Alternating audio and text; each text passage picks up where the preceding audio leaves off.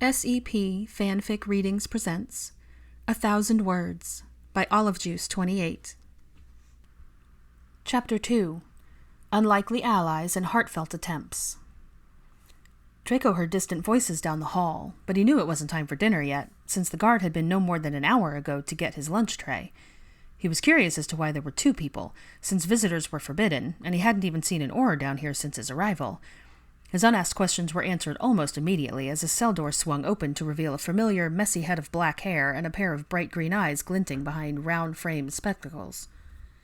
5 minutes, barked the guard as he stalked back up the hall. Malfoy, said Harry, nodding his head in the blonde's direction. Potter, replied Draco, staring quizzically at him. What brings you here? He tried to sound as casual as if he were lounging in the Slytherin common room, but knew he probably wasn't fooling his guest. One look around his barren, musty cell and anyone could tell he was far from comfortable. He also knew he must look grimy and unkempt, which bothered him irrationally under the circumstances. However, ignoring any discomfort and choosing not to engage in snide banter, Harry just leaned against the doorframe and held out a newspaper. I thought you might like to know how your mother's trial went, he said. Draco's temper started to rise. What is this? Saint Potter here to mock him? To throw his family's disgrace back at him? He stomped over, scowled, snatched the offered paper, and quickly scanned the front page. There was a picture of his mother, dressed in prison robes, but her head held high, being led through the ministry atrium by a well-dressed and official-looking man he assumed was an Auror. The headline read, Narcissa Malfoy cleared of all charges. Draco felt the blood rush away from his face, and he jerked his gaze back up to Harry. How? Was all he managed to get out as he staggered back a few steps. The details are covered in the article, said Harry. We can discuss it next time, if you want. He pushed himself off the wall, walked towards Draco with his hand extended, and said, You'll be next. Draco stared at Harry's face, completely baffled as to what he meant, and it took a solid 3 seconds for him to figure out that he should shake the hand in front of him. When he finally did so, Harry gave a small smile. See you in a few days, Malfoy. And turning around, he left the cell, the door swinging shut behind him. Draco couldn't understand. Nothing from the last few minutes made any sense whatsoever. He shook his head as if to clear the fog, sat back down on his cot, and began to read the Daily Prophet article about his mother.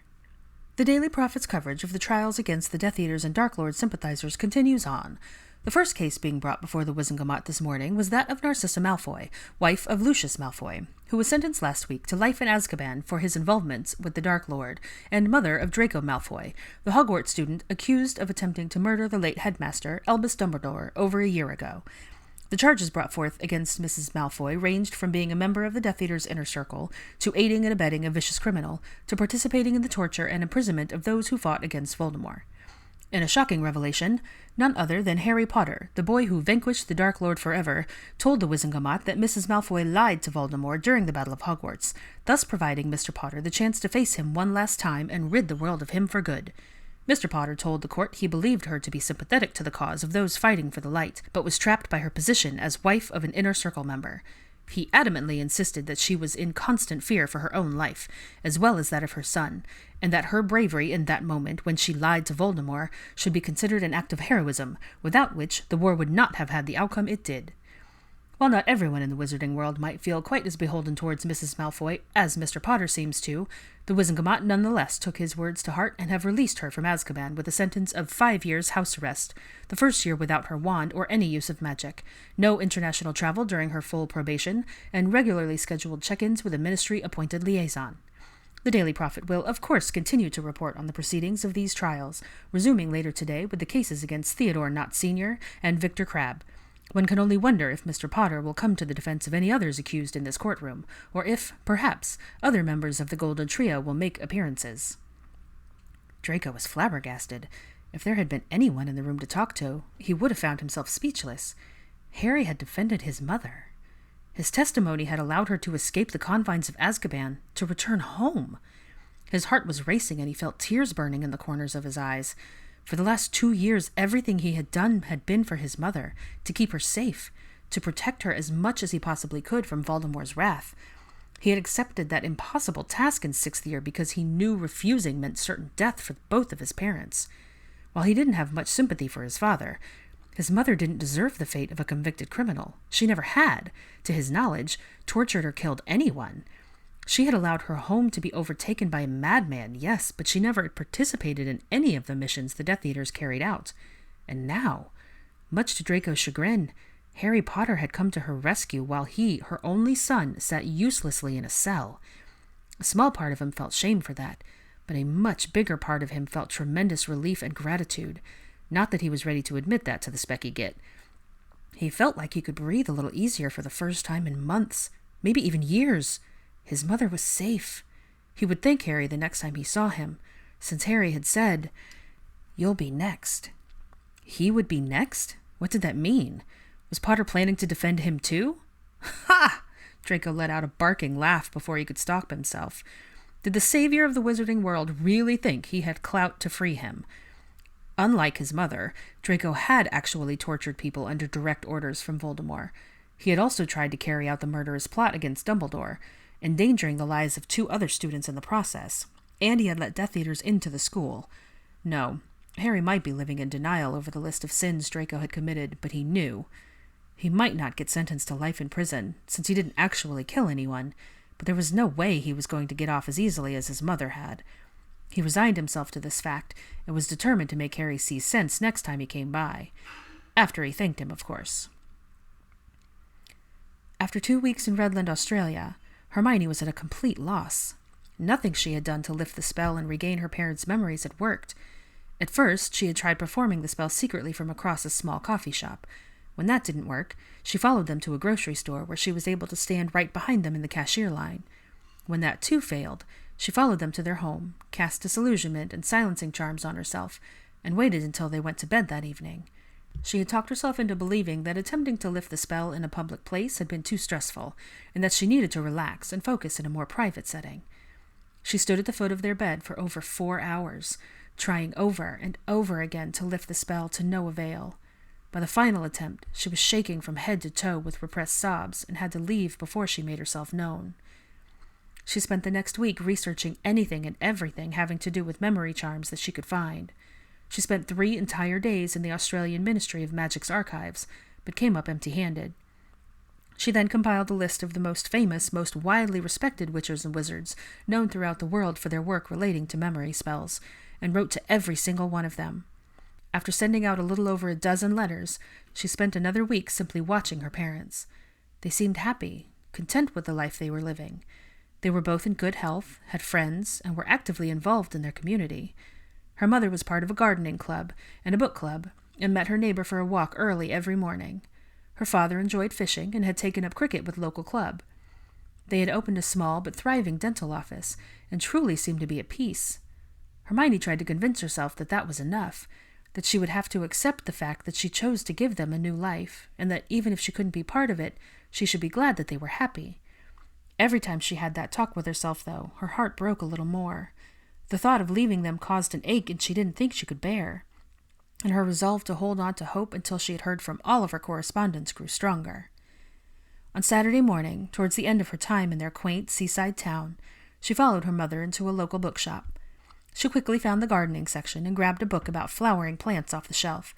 She then located her mother a few aisles over, and slowly started towards her. Before getting obviously close, she snuck her camera out of her pocket and snapped a picture, wanting to capture her mom in this peaceful moment as she perused a book about growing your own herb garden. After putting her camera away, Hermione softly interrupted her.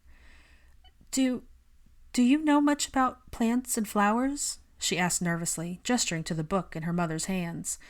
"Well, I'm not an expert by any means, but it's become quite of a hobby for me," her mother smiled, and glanced at the book in Hermione's hand. "Are you planning to start a garden of your own?" she asked kindly.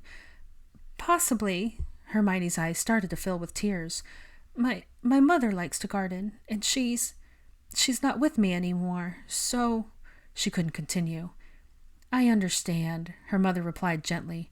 "Sometimes it helps us do something that we know a person we miss loved to do." Hermione nodded as tears started to make their way down her cheeks. Her mother looked at her with concern. "Are you all right, dear?" She couldn't account for the surge of protectiveness she felt for the young woman before her, but she knew she wanted to help her in some way. "Yes," Hermione took in a deep breath, wiping her tears with the back of one hand. "It's just hard sometimes." "Would you like me to help you find a good book for a beginning gardener?" her mother suggested with a smile. "Oh, yes," breathed Hermione. "That would be wonderful." After helping her locate a suitable book, the women sat on overstuffed chairs in the corner of the shop for over 2 hours. They talked about books, flowers, spring in Australia, and Hermione soaked every second of it up like a sponge. At the end of their time, her mother insisted Hermione let her pay for the book she'd chosen. As they walked towards the door of the shop, Hermione stopped.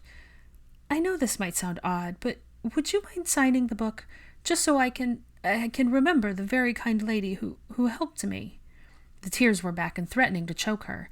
Seeing her obvious distress, her mother immediately started digging in her purse for a pen. "Of course! I'd be more than happy to." She flipped open Hermione's book and wrote quickly on the inside cover.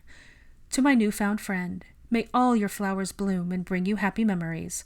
Fondly, Monica."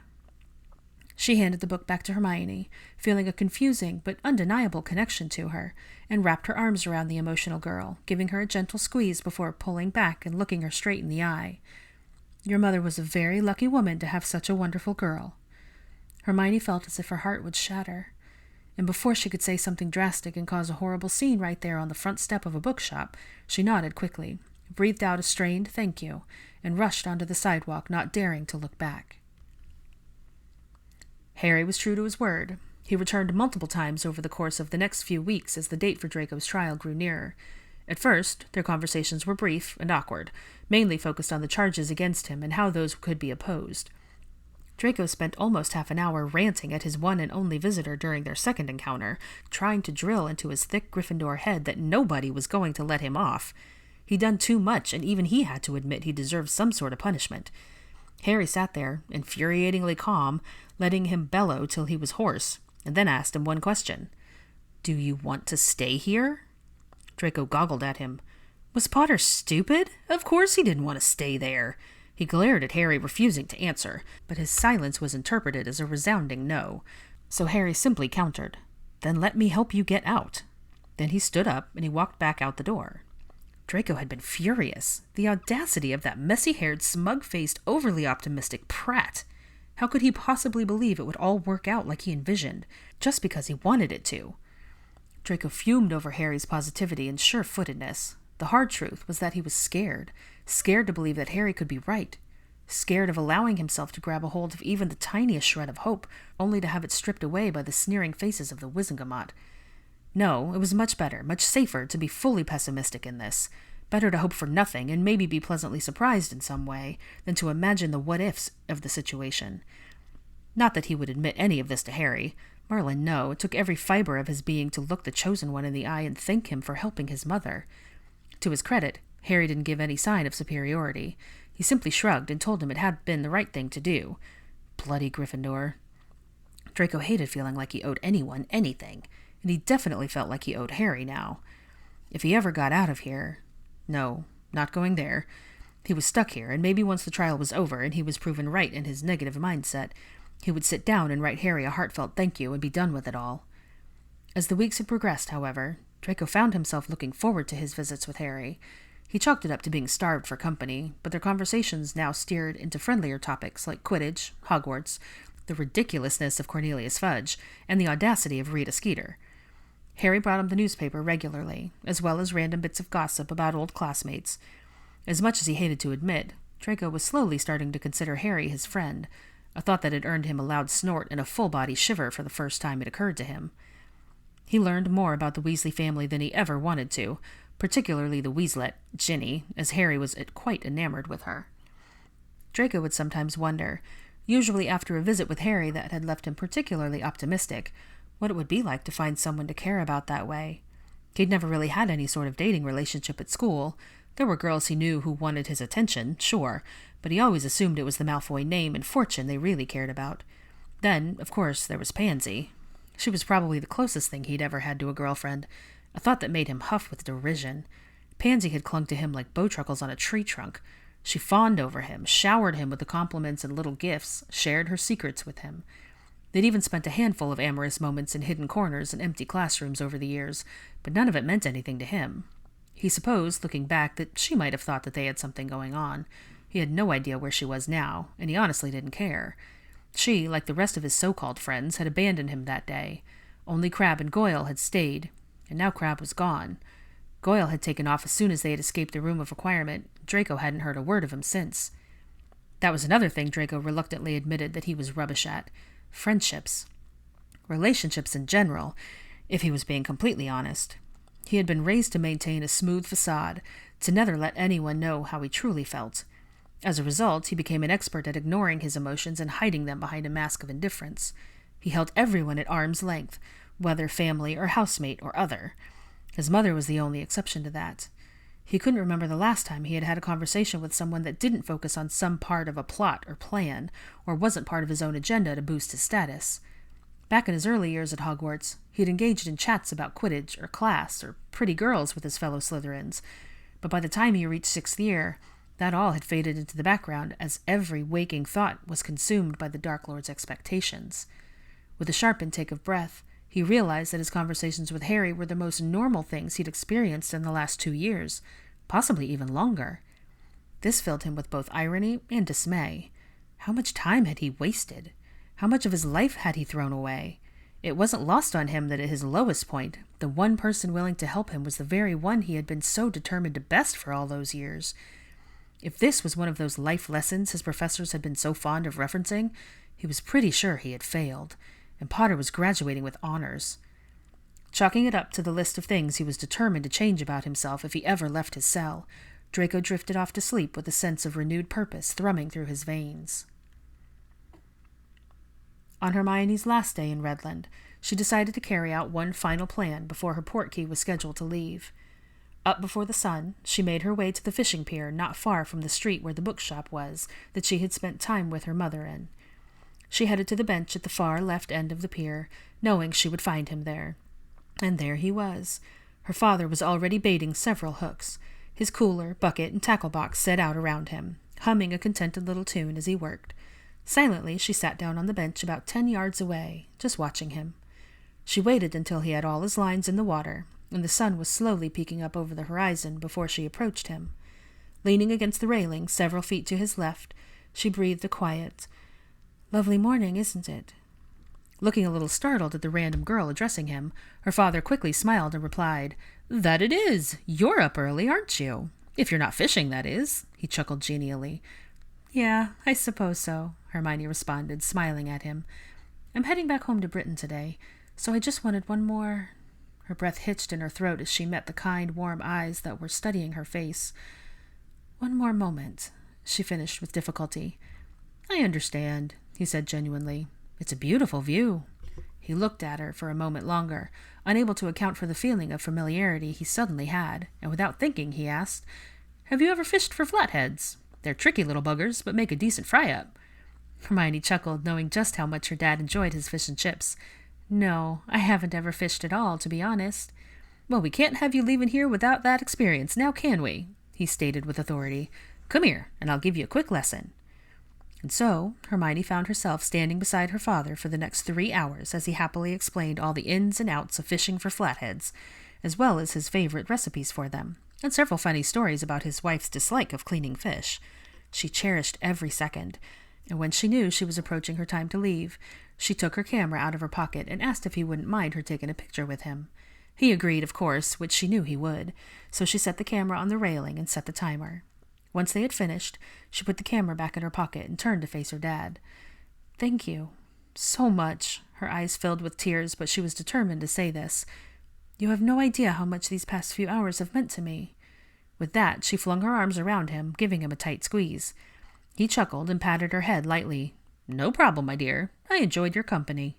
She pulled away reluctantly, giving him a watery smile, and headed back to the other end of the pier. She didn't turn around as she went, afraid that if she did, she wouldn't be able to leave. But as a result, she didn't see her father wipe his eyes as unexpected and unexplained tears had filled them.